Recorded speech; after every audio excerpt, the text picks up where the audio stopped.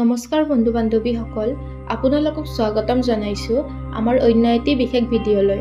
বন্ধুসকল, আজিকালিৰ মানুহে দৈনন্দিন খাদ্যৰ ওপৰত বিশেষ গুৰুত্ব নিদিয়াৰ বাবে প্ৰায়ভাগ লোক পাচনতন্ত্ৰৰ সৈতে জড়িত সমস্যাৰ সন্মুখীন হ'বলগীয়া হয়। আয়ুৰ্বেদৰ বিশেষজ্ঞৰ মতে পাচনৰ সৈতে জড়িত বহুতো ৰোগ আমাৰ যকৃত অৰ্থাৎ লিভাৰৰ পৰা হয়। আমাৰ শৰীৰত লিভাৰৰ কাম হৈছে শৰীৰৰ ভিতৰৰ পৰা বিষাক্ত পদাৰ্থ আঁতৰোৱা, লগতে পাচন ব্যৱস্থাত সহায় কৰা আৰু ৰক্ত পৰিষ্কাৰ কৰা। যদি কোনো ব্যক্তি লিভাৰত প্ৰব্লেম হয়, তাৰ ফলত যিকোনো কামত সোনকালে ভাগৰ লগা, ভোক নলগা, পেটৰ বিষ, জণ্ডিছ, কিডনিৰ সমস্যা, হজম শক্তি কমি যোৱা, ইয়াৰ উপৰিও ফেটি লিভাৰ, লিভাৰ চিৰচিছ আদি বহুতো ডাঙৰ বেমাৰ হোৱা দেখা যায়। আমি খোৱা সকলো খাদ্যৰ বিষাক্ত পদাৰ্থ আমাৰ লিভাৰত জমা হয়। সেয়ে আয়ুৰ্বেদত লিভাৰ ডিটক্সৰ কিছুমান উপায় দিয়া হৈছে, যি কৰিলে আমাৰ লিভাৰ চাফ হৈ থাকিব আৰু লগতে সুস্থ হৈও থাকিব।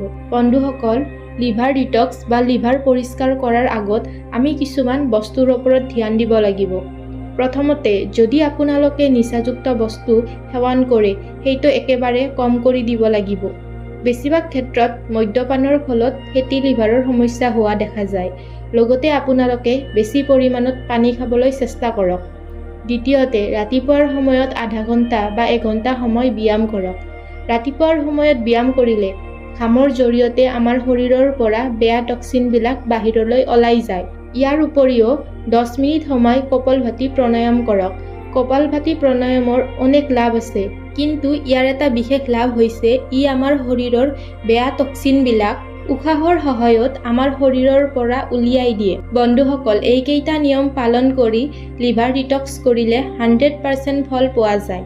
বন্ধুসকল, এতিয়া জানো আহক লিভাৰ পৰিষ্কাৰ কৰাৰ উপায়। বন্ধুসকল, লিভাৰ পৰিষ্কাৰ কৰাৰ ক্ষেত্ৰত প্ৰথম বস্তুবিধ হৈছে হালধি। হালধিৰ ভিতৰত বহুতো পৰিমাণত এণ্টিঅক্সিডেণ্ট থাকে। বিজ্ঞানেও পৰীক্ষা কৰি গম পাইছে যে হালধিয়ে লিভাৰৰ ভিতৰত ধ্বংস হোৱা কোষ অৰ্থাৎ চেলবিলাক প্ৰটেক্ট কৰে, লগতে চেলবিলাক নতুনকৈ গঢ় লোৱাত সহায় কৰে। হালধিয়ে আমাৰ লিভাৰটো সুস্থ সবল কৰি ৰখাত সহায় কৰে।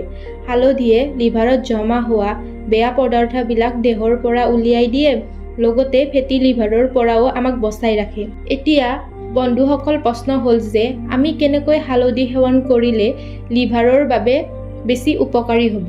প্ৰথমতে এগিলাচ গৰম পানী ল'ব। তাত আধা চামুচ হালধিৰ লগতে 1 গ্ৰাম ক'লা জালুকৰ গুড়ি মিক্স কৰি সদায় ৰাতিপুৱা খালী পেটত খাব। জালুকৰ গুড়িয়ে আমাৰ শৰীৰত হালধি গ্ৰহণৰ ক্ষমতা বঢ়ায়। এনেকৈ 14 দিন খোৱাৰ পিছত আপোনালোকে ৰিজাল্ট দেখা পাব। আমাৰ দ্বিতীয় মেথডটো হৈছে আমলখি আৰু তিতা কেৰেলা। বন্ধুসকল, আমলখিত প্ৰচুৰ পৰিমাণে ভিটামিন চি থাকে। ভিটামিন চি হ'ল এটা এণ্টিঅক্সিডেণ্ট, যিটো আমাৰ লিভাৰৰ বাবে বহুত ভাল। আমলখিয়ে আমাৰ লিভাৰ সুস্থ কৰাৰ লগতে লিভাৰৰ কাৰ্যক্ষমতা বঢ়ায়, লগতে বেয়া টক্সিনৰ পৰা লিভাৰটোক বচাই ৰাখে। তিতা কেৰেলাও আমলখিৰ দৰে চেম কাম কৰে। বেছিকৈ মদ্যপানৰ ফলত লিভাৰত হোৱা ক্ষতিসমূহ তিতা কেৰেলাই দূৰ কৰে, লগতে লিভাৰৰ চাৰিওফালে যদি ফেট বাঢ়ে, তিতা কেৰেলাই সেই ফেটবিলাক কমাই দিয়ে। বন্ধুসকল, আহক জানি লওঁ আমি কেনেকৈ আমলখি আৰু তিতা কেৰেলা ব্যৱহাৰ কৰিম। এগিলাচ গৰম পানীত 2 চামুচ আমলখিৰ ৰস আৰু 2 চামুচ তিতা কেৰেলাৰ ৰস মিক্স কৰি সদায় দুপৰীয়া আহাৰ গ্ৰহণ কৰাৰ 1 ঘণ্টা আগত খাওক। বন্ধুসকল, লিভাৰ ডিটক্সৰ তৃতীয় বস্তুটো হৈছে নেহৰু। নেহৰুৰ ভিতৰত 2টা কম্পাউণ্ড পোৱা যায়। তাৰ ভিতৰত এটা হৈছে চেলিনিয়াম আৰু আনটো হৈছে এলিচিন। এই 2টা কম্পাউণ্ডে আমাৰ শৰীৰৰ পৰা টক্সিন বাহিৰ কৰাত সহায় কৰে।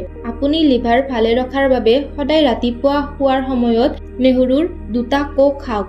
যদি আপোনালোকে কেঁচা নেহৰুৰ গন্ধৰ বাবে চবাই খাব নোৱাৰে, তেতিয়াহ'লে কিবা এটা পাত্ৰত 2 কোষ নেহৰু খুন্দি এগিলাচ পানীৰে খালে হ'ল। বন্ধুসকল, এয়াই আছিল লিভাৰ ডিটক্সৰ লগতে লিভাৰ সুস্থ কৰি ৰখাৰ উপায়। বন্ধুসকল, আপুনি যদি আমি কোৱা নিয়ম 3টা পালন কৰিবলৈ টান পায়, তেনেহ'লে আয়ুৰ্বেদৰ এটা কুৱেলিভ জেড নামৰ চিৰাপ পোৱা যায়, যিটোৱে আপোনাৰ লিভাৰ সুস্থ কৰি ৰখাত আপোনাক সহায় কৰিব। লগতে 7 ঘণ্টা টোপনি মৰাটো অতি প্ৰয়োজন। আৰু ইয়াৰ উপৰি বেছি তেলযুক্ত আহাৰ, ফাষ্টফুড এইবিলাকৰ পৰা যিমানে দূৰত থাকিব, আপোনাৰ লিভাৰ সিমানে সুস্থ হৈ থাকিব। আশা কৰিলোঁ ভিডিঅ'টো চাই আপোনালোকে ভাল পালে। যদি ভাল পালে তেনেহ'লে ভিডিঅ'টো এটা লাইক আৰু চেনেলটো ছাবস্ক্ৰাইব কৰিবলৈ নাপাহৰিব। ধন্যবাদ।